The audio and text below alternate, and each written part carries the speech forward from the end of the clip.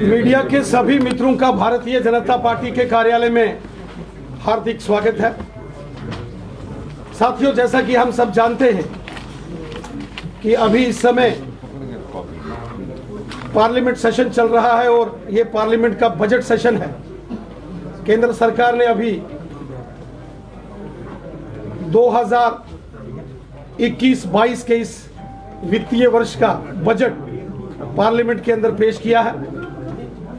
ये मुश्किल परिस्थितियों में एक बेहतरीन बजट केंद्र की नरेंद्र मोदी साहब की सरकार ने पेश किया है, जिसकी प्रशंसा न केवल भारत में बल्कि पूरी दुनिया में हो रही है।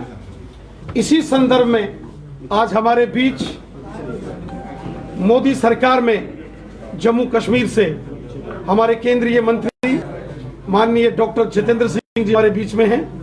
मैं आदरणीय डॉक्टर जितेंद्र सिंह जी से निवेदन करता हूं कि इसी विषय पर आज की प्रेस वार्ता में मीडिया के साथियों को संबोधित करें।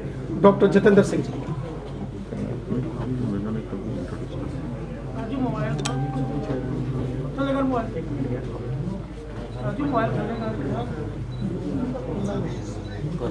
सबसे पहले तो दोस्तों मुझे लगता है कि आज आप सब बधाई के पात्र हैं 4G के लिए, क्योंकि सबसे अधिक इसका जो अभाव महसूस हो रहा था वो पत्रकार साथियों को और छात्रों को। मुझे लग रहा है कि इस मांग की पूर्ति के बाद कम से कम अध्यक्ष जी से एक दिन के लिए और कोई मांग नहीं रखी जाएगी। अब जैसा कि कहा गया, आज देश भर में जो अभी 1 फरवरी को बजट प्रस्तुत किया गया उसको लेकर के कार्यक्रम आयोजित किए जा रहे हैं। इसका जो आर्थिक पहलू है वो तो आपने देख लिया, अध्ययन भी कर लिया, उसके ऊपर टिप्पणियां भी हुई हैं, लेख भी छपे हैं, बहुत ज़्यादा चर्चाएं भी होती रही हैं। लेकिन इसको समाज में कैसे ले जाना है, क्योंकि आप समाज के केवल सूचक ही नहीं, उनके ओपिनियन मेकर भी हैं। तो समाज को किस दिशा में ले जाना है वो हम सबका मिला जुला दायित्व है, जिसमें मीडिया का भी एक विशेष भूमिका रहती है। और जिस दिन ये बजट प्रस्तुत हुआ और मुझे कहा गया था मीडिया को ब्रीफ करने के लिए, तो उस दिन भी मैंने पहला वाक्य यही कहा था, the first thought that occurred to me is कि budget 21-22 is in tune with post covid India vision. तो कोविड काल के गुजर जाने के बाद जो पोस्ट कोविड दौर आने वाला है, क्योंकि जैसा हम सब जानते हैं कि कोरोना ने अकस्मात सारी दुनिया को ग्रस्त किया। We were not prepared, none of us was prepared. लेकिन जिस प्रकार भारत उभर करके आया है, एक उभर करके विश्व भर में, और उसका सर्वश्रेष्ठ श्रेय जाता है प्रधानमंत्री मोदी जी को, उनकी कार्यशैली जिसमें जो वो निर्णायक भी हैं, जिसमें वो निष्ठावान भी रहते हैं, both decisive as well as preemptive in his approach. जो अर्ली लॉकडाउन उसका एक उदाहरण है। लेकिन इसके उपरांत जब विश्व का प्रत्येक देश अपने आप को संभालने में जूझने लगा है, तो मैं देख सकता हूं कि भारत एक प्रथम श्रेणी का देश बनकर के उभरेगा and India will be a member of the front line nation community of the world. और उसके लिए हम किस प्रकार उस भूमिका के लिए अपने आप को तैयार करें, मैं कह सकता हूं कि ये बजट उसका एक विजन डॉक्यूमेंट है, उसकी एक रूपरेखा है। और इसीलिए मैंने उस दिन कहा था कि normally a budget is a document of economics, but the budget 21-22 goes beyond the realms of economics and emerges as a vision document of post covid India. क्योंकि एक और विश्व भी हमारी ओर देखने लगा है, दूसरी ओर जब अन्य रिसोर्सेज का अभाव होगा तो जो अनएक्सप्लोर्ड पोटेंशियल्स हैं हिंदुस्तान में, वो किस प्रकार से उपयोग में ला सके। और इसी समझ को लेकर के, इसी अध्ययन को लेकर के हमारे प्रायोरिटी एरियाज, हमारी प्राथमिकताएं निर्धारित की गई हैं, जिसको कहा गया in popular phraseology 6 pillars of the 21-22 budget. और पहली बार स्वतंत्र भारत के इतिहास में स्वास्थ्य क्षेत्र के लिए 137% वृद्धि करके 2 लाख करोड़ से अधिक की राशि निर्धारित की गई।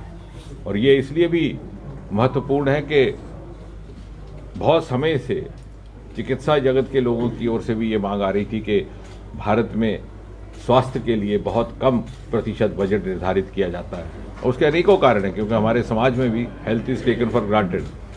हमारी आर्थिक स्थिति भी इस प्रकार की नहीं रहती कि जहाँ आयुष्मान से पहले इंश्योरेंस का भी कोई प्रावधान नहीं था, जहाँ लोगों को 2 वक्त की रोटी की प्राथमिकता और चिंता रहती है और दवाई औषधि की तरफ उनकी प्राथमिकता नहीं जाती अपनी परिवार और संतान को पालने की चिंता में।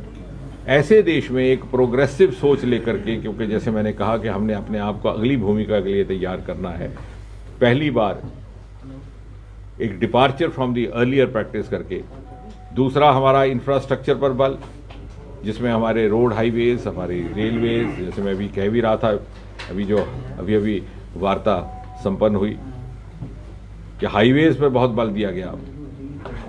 पूर्वोत्तर में सबसे अधिक हमें यही दिक्कत रहती थी कि कनेक्टिविटी ऑफ ट्रांसपोर्ट का अभाव था। 2014 में जब ये सरकार आई तो 4-4 महीने बारिश के बाद सड़कों में पानी रहता।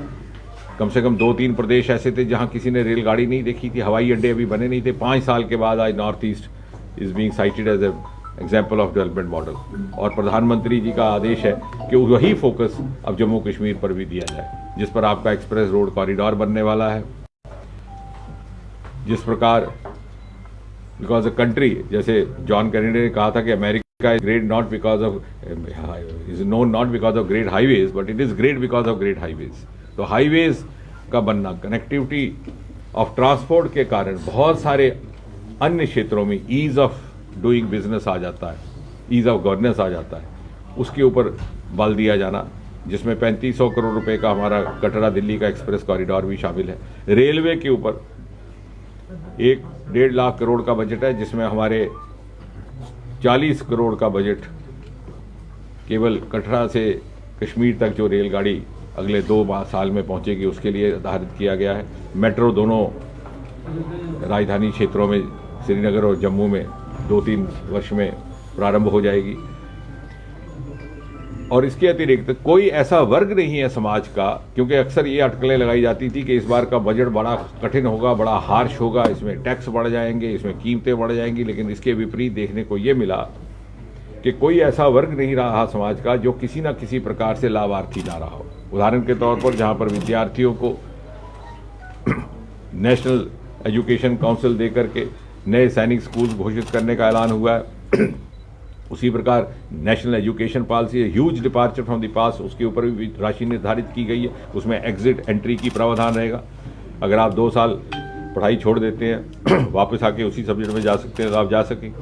जहाँ तक युवाओं का संबंध है, startup India, stand up India, Modi ji ने हमें एक योजना दी थी, लेकिन स्टार्टअप्स के लिए जो टैक्स हॉलीडे का अवधि काल था उसको 1 साल बढ़ा दिया गया।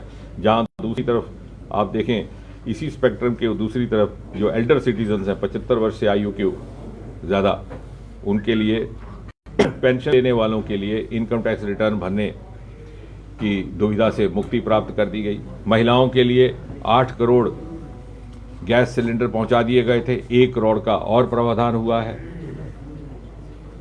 टैक्स पेयर को भी राहत मिली है। टैक्स एपेलेट गठित कर दी गई है, जिसके बारे में सुनील जी वकील होने के नाते बेहतर जानते हैं कि फेसलेस टैक्स एपेलेट, वो जो बीच के लोग हैं बिचौलिए, वो कुछ तरह से किसी को शिकायत ना हो, उसका मौका ना मिले।